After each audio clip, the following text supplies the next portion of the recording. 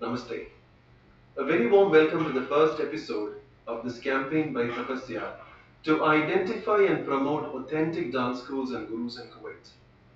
In our radar, in the search of such authentic institutes, one of the first names that came up is nrittadhyana. It's a pleasure to have with us the artistic director of nrittadhyana, Madam Arundhati John, and let's have a short conversation with her. Ma'am, it's an absolute pleasure to have you with us today. Namaste. Namaste.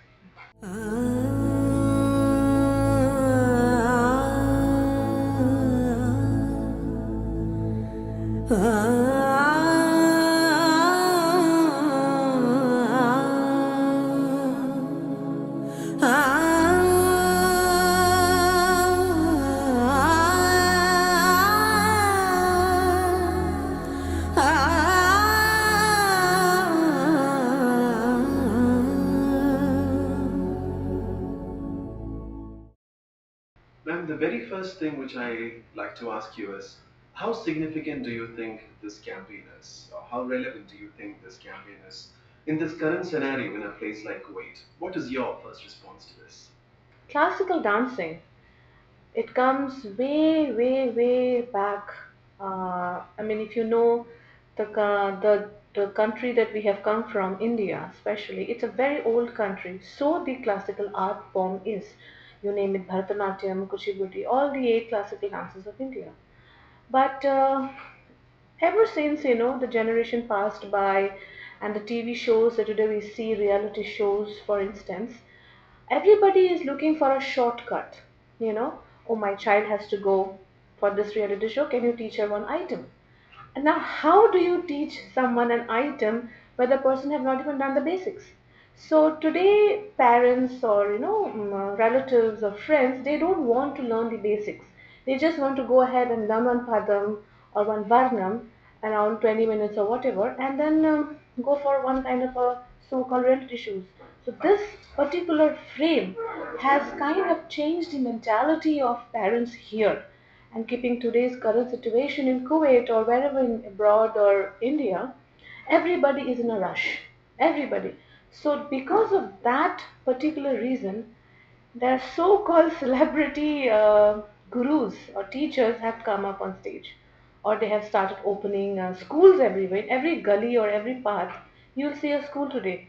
She was a part-time student way back in her school days, or she must have just gone for a few classes, and then she thinks, okay, fine, I can definitely do it. And then the main top, the YouTubes, learn one dance from the YouTube, and then go and teach. And then, okay, that group will go for so and so, competitions or whatever. I don't really know the names, and get a prize, and she becomes famous.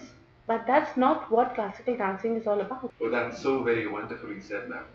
When I spoke to Soumya, the Tapasyite who is your student, I asked her what is special about your dance school and what's the USP of Nrittadhyana. So she said the first thing is it's very disciplined. You know, Nrittadhyana is not a place to fool around. You should join Nrittadhyana only you're absolutely committed to learn this form of dance. Being a product of Kalakshetra yourself, which is formed with the vision of not just teaching dance but to impart in students the right attitude to life, right attitude to this art form. What do you think is the role of discipline in doing the sadhana of this Indian classical dance? I'm so glad that Soumya Narayan has mentioned about our school as the first point, which is sadhana, discipline. Yes, it is true. I would like to tell you that life itself is about sadhana.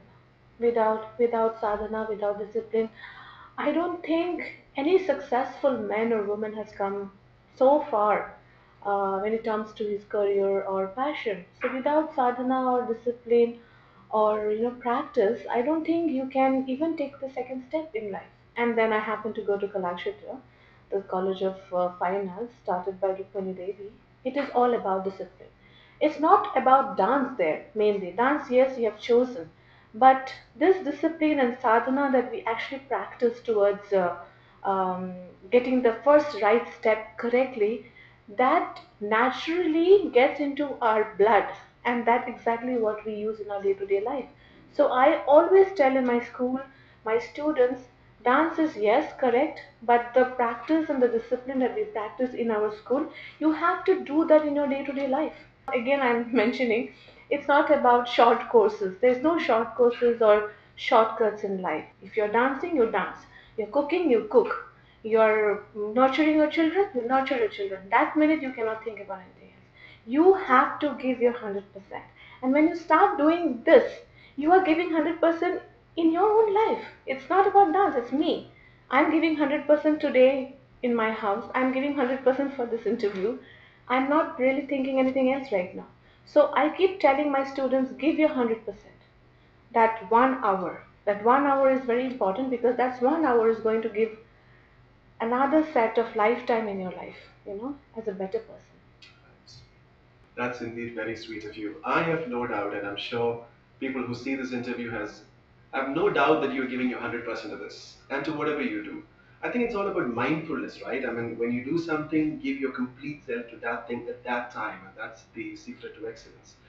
I've known that nrittadhyana is very strict regarding certain principles regarding dance, like when do you do arangetam, and what are the practices you need to strictly adhere to. You don't compromise. I've heard about you that you don't compromise for any shows or for money or nothing. You have your set of principles, and you want your students to adhere to that completely.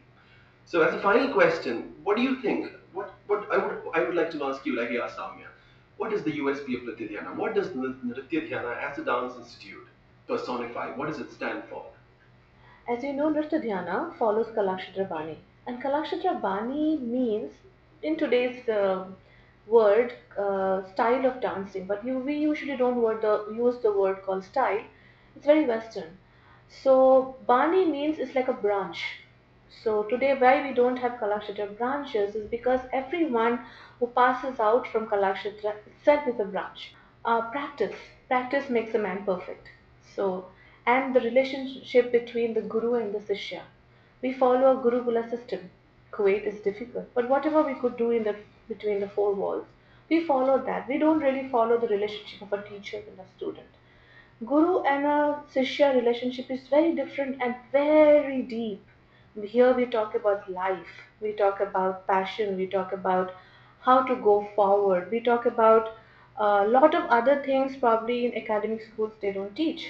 So, if anybody who wants to learn Bharatanatyam from Nrittadhyana and join our school, they have to come with this open concept in mind that this is not going to end soon and it's going to take time because you have to touch lot of points to be a better dancer tomorrow. I would also like to tell you that Arangetram part.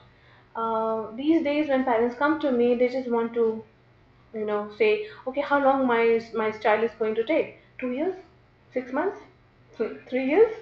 So I just smiled and I said, no, your child is not ready. So either I don't take them, or genuinely I tell her, the parent, that this is going to take time, at least minimum 7 to 8 years, if she's regular and if she's improving and she's catching up with the course as taught to her, or she's slow, then I go slow with her. There's no force that you have to finish within 7 years and you have to do your arangetram. To me, arangetram is not very important. Arangetram is just the first step of a child to perform solo on stage in front of her relatives and friends, that she has just covered the basic Bharatanatyam. She has not finished a course. It's just a beginning to be a professional Bharatanatyam dancer. Ma'am, I should say, it was an absolute pleasure talking to you, and I don't think we could have had a better opening for this campaign than with you. I have no hesitation in saying that Nritya Dhyana is indeed the Kalakshetra of Kuwait, and you are the Rukmini Devi Arundel of Kuwait, and it was an absolute delight to have you, ma'am. Thank you so very much.